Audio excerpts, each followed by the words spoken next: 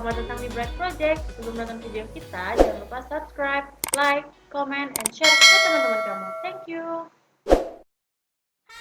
Hai, balik lagi di sama channel kita di Bright Project. Dan untuk kali ini, untuk pembahasannya kita akan ngebahas eksekusi mati di zaman dulu. Tersadis ya, lah. tersadis lah.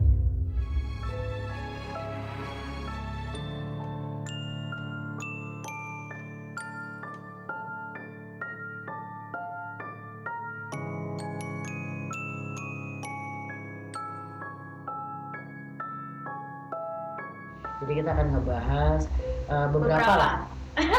beberapa aja, dan nanti kita akan ngasih contohnya juga gitu. Dan untuk yang pertama ini kita mau ngebahas eksekusi mati dengan cara direbus.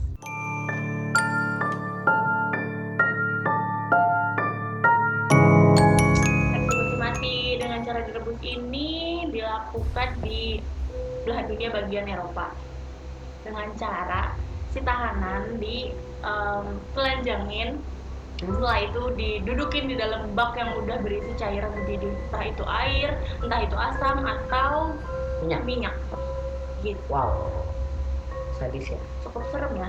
Serem sih. Dan kita kesiram air panas aja, panasnya bukan main. Dan untung sekarang nggak ada yang kayak gitu, bersyukurlah. Sampai melanggar hukum. Betul kan? Yang kedua ini penyiksaan dengan tikus.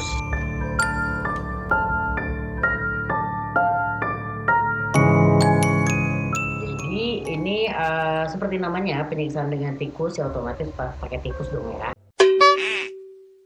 Jadi untuk metode untuk membunuh manusia yang masih hidup, metode ini digunakan pada zaman Elizabeth. Pada zaman Elizabeth oleh umat Katolik Roma. Teknik eksekusi ini cukup sederhana dan murah karena hanya untuk mengambil tikus, mungkin tikus jalanan gitu lah ya. Tikus got ya? Ya, tikus got ya. Kalau misalnya tikus peliharaan kayaknya terlalu lucu. Dan ini tikus yang ada di dalam kandang ini diambil dengan kandang-kandangnya dan ditaruh di atas badan manusia. Biasanya di atas perut atau di atas kepala. Biasanya itu kandangnya dikasih bara.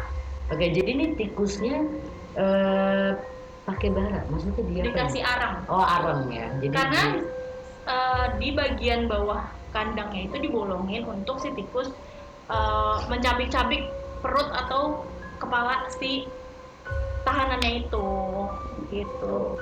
Oke, yang ketiga itu namanya linci. Gue nggak tahu sih jelasnya bacanya apa. Linci.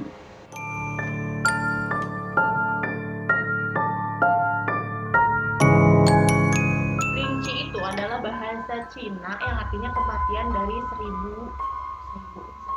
1000 potongan. Oke, 1000 potongan.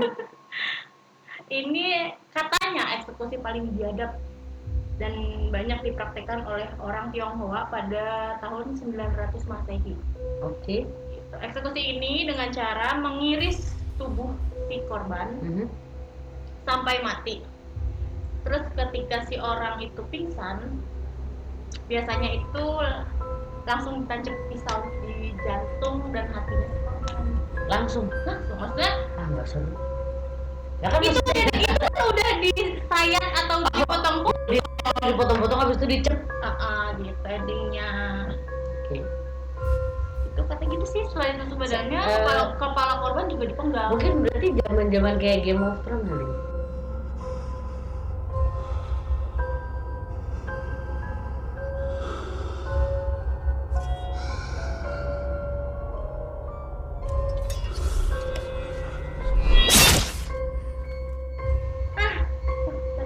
Ya kan, kalau misalnya kalian pernah nonton Game of Thrones, itu pasti untuk pembunuhan yang sadis. Itu sadis banget sih. Dan yang keempat, flaying.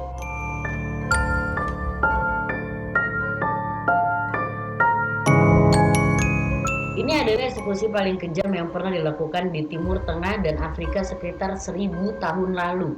Kalian bisa bayangin nggak gimana rasanya dikulitin pakai pisau tajam? Eksekusi ini itu dipilih nggak pilih kasih karena bisa terjadi pada pembunuhan tentara atau budak. Maksudnya dia nggak pandang Nggak pandang bulu juga tentara sih. pun juga bisa Bisa dieksekusi. pakai si flying ini. Si pelaku kejahatan ini akan dipaku di meja dan para eksekutor mulai menguliti hingga kulit lepas dari otot. Kenapa sadis? Itu karena pada saat dikuliti, si pelaku kejahatan juga akan ditaburi garam agar merasa lebih kesakitan lagi. Dan pasti lama-kelamaan orang tersebut akan mati dehidrasi dan kehabisan darah. Wow. Enggak. Ini gue kena kucing aja, abis itu kena apa? Alkohol swab aja. Gue nggak kebayang kalau misalkan gue nggak kebayang kalau misalkan luka, abis itu lo digarmin, enggak deh, jangan di. Kayaknya mereka itu nyangkanya kerasukan deh. Bisa jadi. Mungkin kalau di Indonesia akan menganggapnya adalah siapa yang nginjam gue teluh. Cuma kalau misalnya di luar negeri ya kayak gitu. Beruntung nggak kita pada zaman sekarang itu ada hukum, ada jalur hukumnya lah, ada undang-undangnya, nggak di zaman dulu. Dan yang kelima, roda penyiksaan.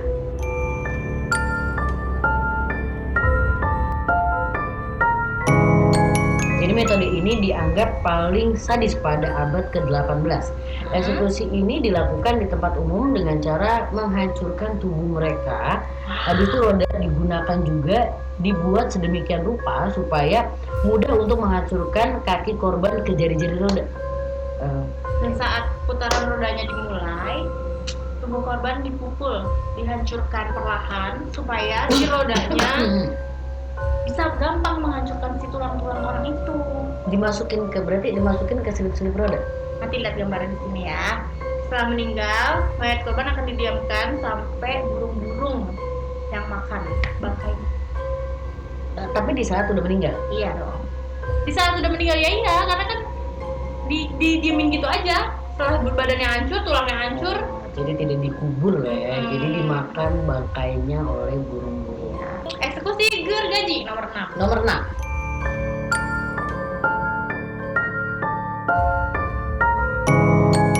Eksekusi ini digunakan untuk membunuh para budak dan narapidana. Eksekusi ini dilakukan dengan cara memotong-motong tubuh korban sampai mati dan dilakukan dengan cara tubuh korban diikat terbalik.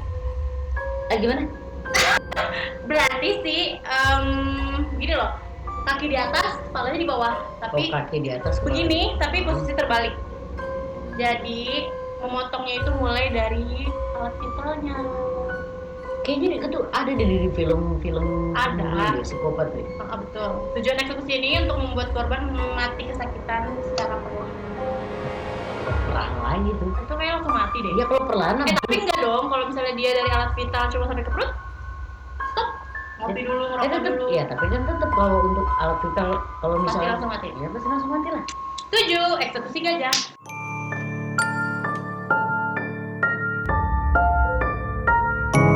Eksekusi ini terkenal di India dan Asia Selatan. Tujuan dari eksekusi ini memberikan tekanan pada tubuh supaya korbannya remuk. Gajah yang digunakan juga bukan gajah sembarangan nih guys. Jadi melainkan gajah yang sudah dilatih untuk mengeksekusi orang secara perlahan. Bisa juga tuh gajah. Jadi selain diinjak, gajah juga dilatih untuk melempar korbannya sampai mati dalam hitungan detik. Ya kalau diinjak gajah ya pasti hitungan detik, dilempar juga hitungan detik.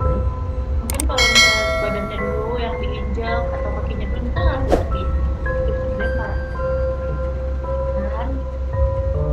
Oke. Dan yang ke-8, Scafisme.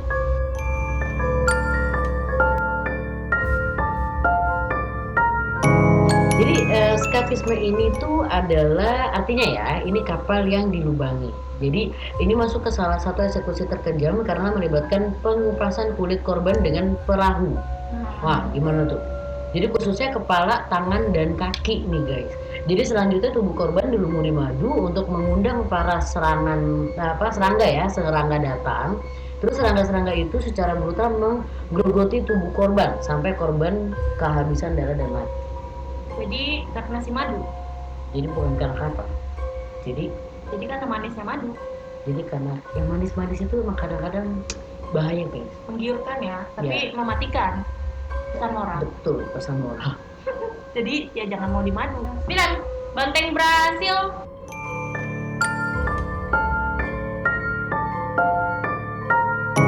Banteng Brasil dibuat dengan sedemikian rupa untuk mengurung korban yang ada di mengurung korban di dalam tubuhnya. Jadi si banteng Brasil ini terbuat dari logam bronze yang dapat menyerap panas dengan cepat.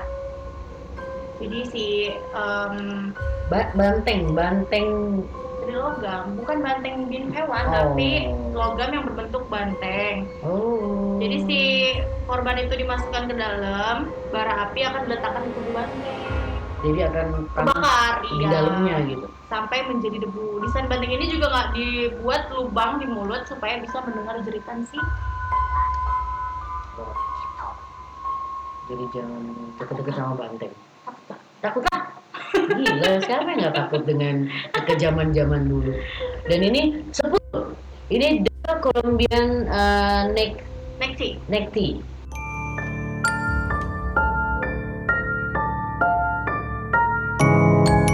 Eksekusi ini pernah dilakukan kepada 200.000 orang. Wow. Di mana si korban diikat memakai tabung karet di leher mereka nih untuk menggorok leher mereka sampai mati.